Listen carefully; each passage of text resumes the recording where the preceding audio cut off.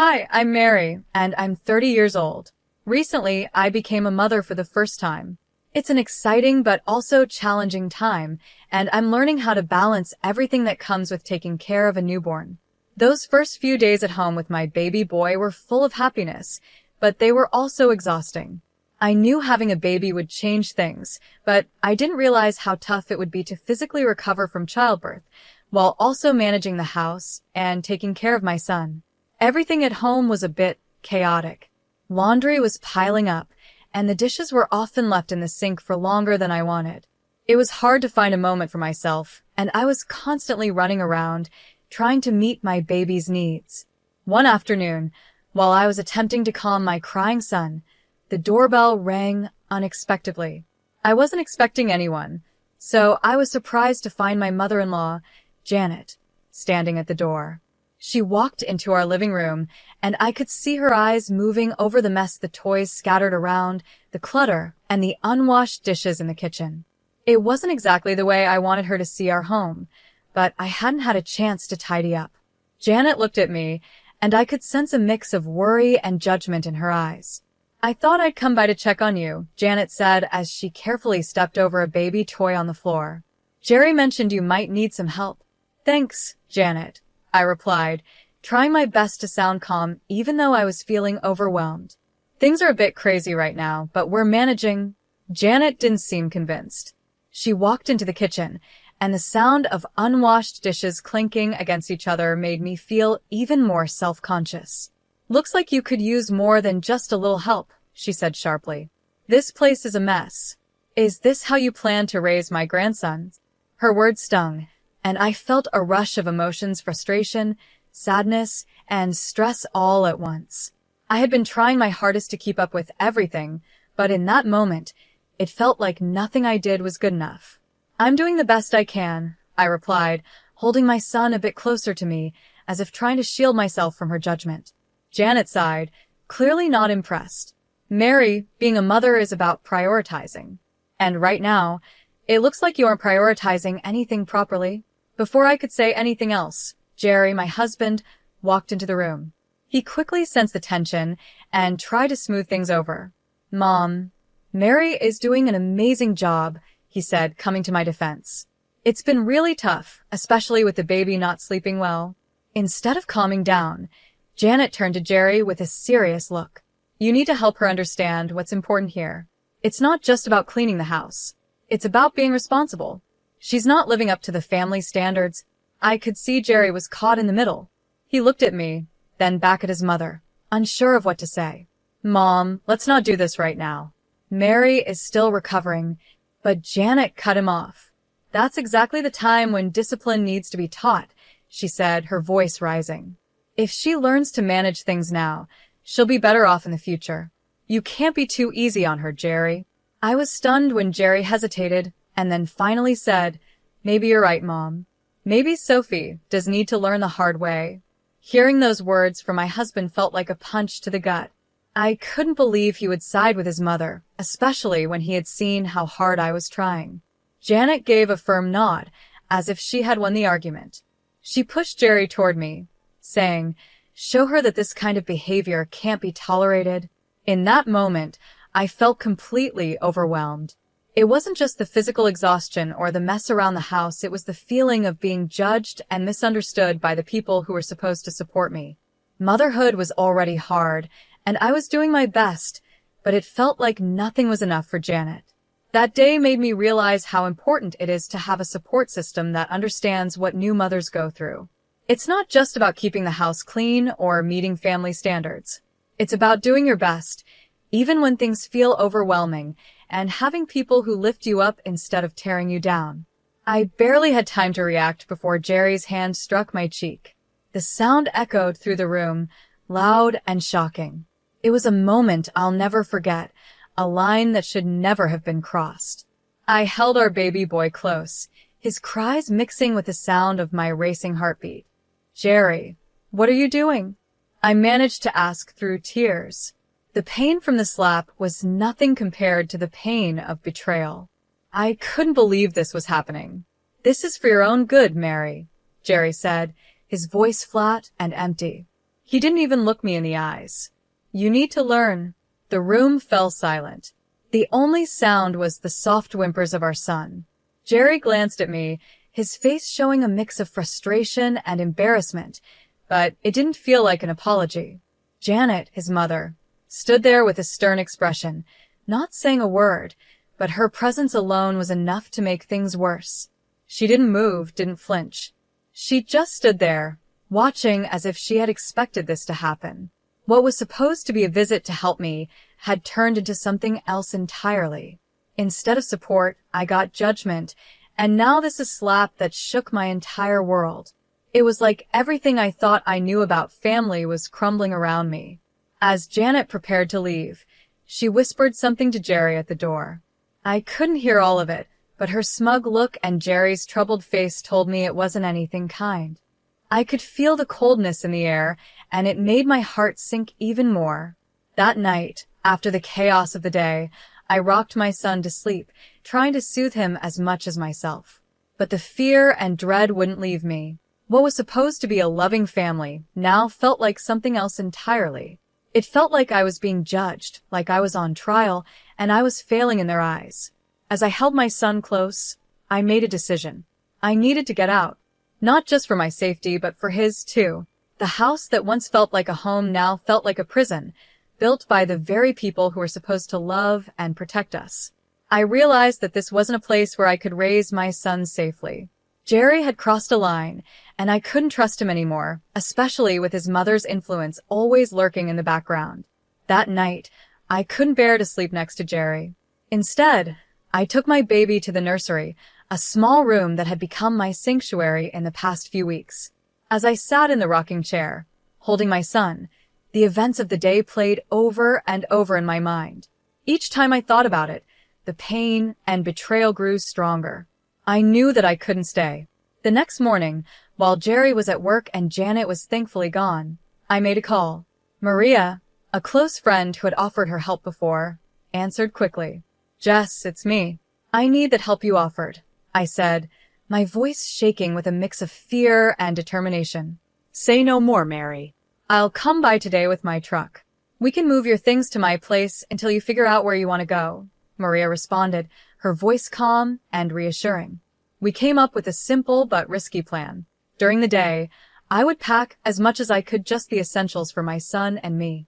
Maria would come by in the evening, and we would quietly move everything out before Jerry came home. I knew I couldn't face him again, not after what had happened. It was dangerous to stay, and I couldn't risk him or Janet finding out what I was planning. As I packed, my heart raced, but I knew it was the right thing to do. This wasn't just about me. I had to protect my son and give him the safe, loving environment he deserved. I couldn't let him grow up in a house where violence was acceptable, where control and manipulation were the norms. Leaving was hard, but staying would have been harder.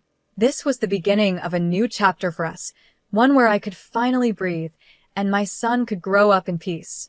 I stood there, thinking about what would happen if I faced Jerry again. He might try to apologize, or worse, Janet might convince him to continue controlling me. I couldn't let that happen. I knew I had to leave.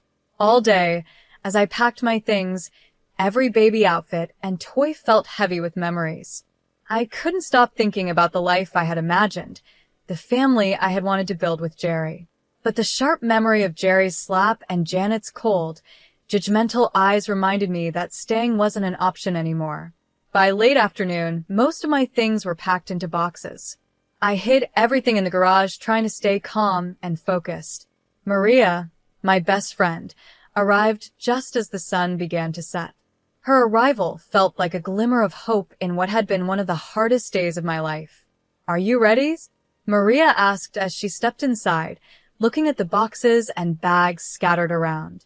As ready as I'll ever be, I replied, holding my baby boy a little closer to my chest. I had to do this for him, for both of us. We moved quickly, loading everything into her truck. We worked silently but efficiently, as if we had done this 100 times before. The last room I packed was the nursery. It had been my little sanctuary, the only place in the house where I had felt safe and at peace. I took one last look around, saying a quiet goodbye to the life I had dreamed of having with Jerry. But I knew now that this dream was over. As we drove away, I watched the house fade in the rearview mirror. A chapter in my life was closing, and though my heart felt heavy, I also felt a flicker of hope. My baby slept peacefully in his car seat, unaware of the big change happening, but finally, I knew he was safe. This was the first night of our new life, a life where fear and manipulation no longer had control over us. When we arrived at Maria's place, I felt a wave of relief. Her home was filled with warmth and safety, a stark contrast to the oppressive feeling that had taken over my own home. Being there made me even more determined to make sure Jerry and Janet couldn't hurt us again. I realized that simply leaving wasn't enough. I needed to ensure that they couldn't twist the story in their favor or ever put someone else through what I had experienced. I started by reaching out to family and friends, pretending I just wanted to catch up. During these conversations, I carefully gathered bits of information, subtly recording any mentions of Janet's controlling behavior or Jerry's strange willingness to follow her lead. Some people were hesitant to talk, but many hadn't realized how deep Janet's manipulation ran. Over time, I began to collect text messages, voicemails, and even recorded calls that painted a clear picture of what was really happening behind closed doors. The most valuable piece of evidence came when I managed to record a video of Janet coaching Jerry on how to control me. Her words made it clear that this wasn't about concern or love, it was about power and control. Once I had gathered enough evidence, I decided it was time to confront them. I chose a family gathering hosted by Jerry's sister. It was a neutral place with plenty of family members present. Some of them had already hinted that they were uncomfortable with the way Janet dominated the family, so I hoped this would be the right time and place to reveal the truth. On the day of the gathering, I was nervous. My hands shook and my heart raced, but I knew this had to be done. I arrived with Maria by my side, her support giving me the strength to go through with it. As I walked into the room, I could feel the tension. People greeted me with quiet murmurs, but everyone seemed to know something was off. Word about Jerry and Janet's behavior had spread through the family, and even the relatives who lived far away had heard rumors. After the initial greetings, I took a deep breath and prepared myself for what was to come. It was time to show everyone who Jerry and Janet really were, and to finally take control of my life again. I stood up, my hands shaking, but my voice was steady. "I have something important to say," I began, as everyone in the room turned to look at me. I could feel all eyes on me, but I knew this had to be done. It's about Jerry and his mother, Janet, and how their actions have affected not just me and my son, but the whole family. Jerry looked shocked, and I could see the fear in his eyes as he tried to stop me. "Mary, let's not do this here," he said, trying to interrupt, but I didn't back down. "No," I replied, pulling out my phone. "This is not just a personal issue." I connected my phone to the Bluetooth speaker, and the room fell silent. The recordings began to play Janet's cold, controlling voice telling Jerry how to handle me, and Jerry's hesitant agreements. It was all there, plain as day, their plans to fix my behavior. The reactions in the room were immediate. Some people looked shocked, others disgusted. Jerry's aunt, who had always been kind to me, looked heartbroken. She turned to Janet, her voice shaking. "Is this true, Janet? Were you really forcing Jerry to do this?" Janet's face turned red with anger and fear. "These are taken out of context," she snapped, trying to defend herself. But it was too late. Jerry's cousin, who had been quietly observing until now, stood up. "No, they aren't out of context. We've seen signs of this for years, but we didn't want to believe it. That moment changed everything." Family members began to speak up, sharing their own experiences with Janet's controlling ways. Slowly, a picture emerged of a woman who had manipulated her family for years, hiding behind the role of a caring mother. Jerry sat there in silence, looking pale and overwhelmed, finally seeing the truth about his mother's control over his life. As the family meeting turned into a heated discussion about Janet's influence, I felt a huge weight lift off my shoulders. The truth was out. It wasn't just me who saw it now. Everyone in the room knew. The family, who had been under Janet's control for so long, finally saw her manipulations for what they were. After the confrontation, there was a quiet, somber feeling in the air. The family, long under Janet's influence, now had to come to terms with what had been going on for years. The shock was clear on their faces, and it was uncomfortable for everyone to realize how deeply Janet had affected their lives. For me, the decision to leave Jerry was painful, but it was also necessary. After everything that had happened, there was no going back. As the family began to leave, I gathered my son, who was blissfully unaware of the storm around him.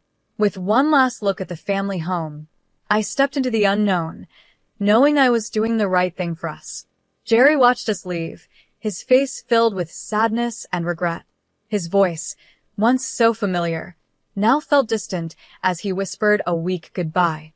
I didn't look back. Janet, on the other hand, faced a much harsher reality. The family she had controlled for so long now saw her for who she really was.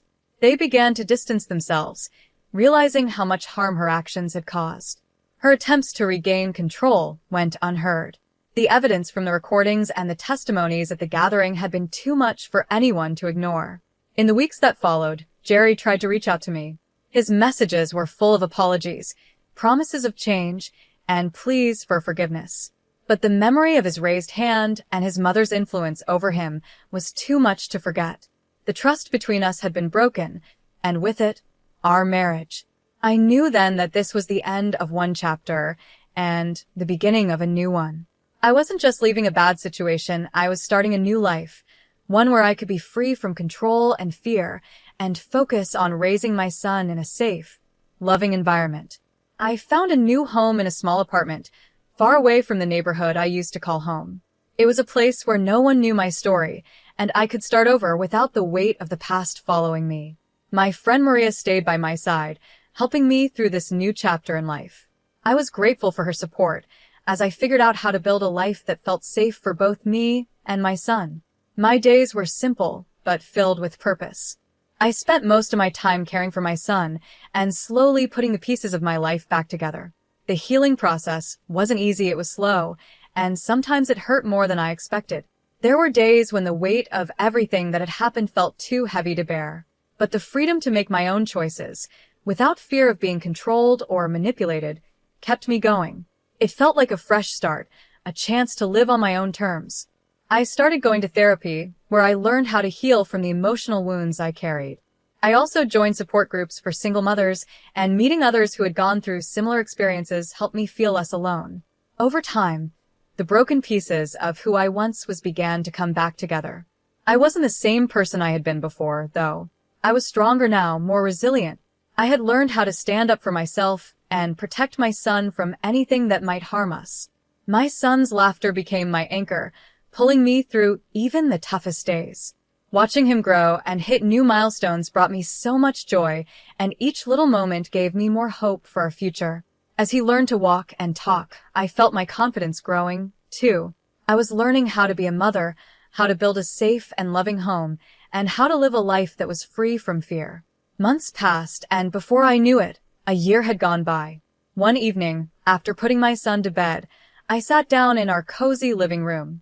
It was filled with his drawings and toys, signs of the happy life we were building together. I couldn't help but think about how far we had come. The pain of the past was still there, like a shadow, but it wasn't as overwhelming as it had once been. The light of new beginnings was brighter, and the support of friends like Maria and the unconditional love of my son gave me strength. That night, as I sipped a cup of tea, I realized I was finally ready to share my story. I started a blog, a space where I could write about what I had been through. It wasn't just for me. It was also for others who might be going through similar struggles. I wanted to connect with people who were facing manipulation or abuse and let them know they weren't alone. Every blog post I wrote was a step away from the victim I used to be and a step closer to becoming someone who could help others. As I reflected on my journey, I realized I had grown into an advocate. I had found my voice, and I was using it to speak out against the kind of control and manipulation I had once lived under. My story was one of resilience, of finding strength in the face of hardship. Now, as I conclude my story, I want to leave you with a question to think about. Do you believe it's possible to fully break free from the control of a manipulative family? Or do the effects of those relationships stay with us forever? I'd love to hear your thoughts and experiences in the comments. Let's keep this conversation going and support one another.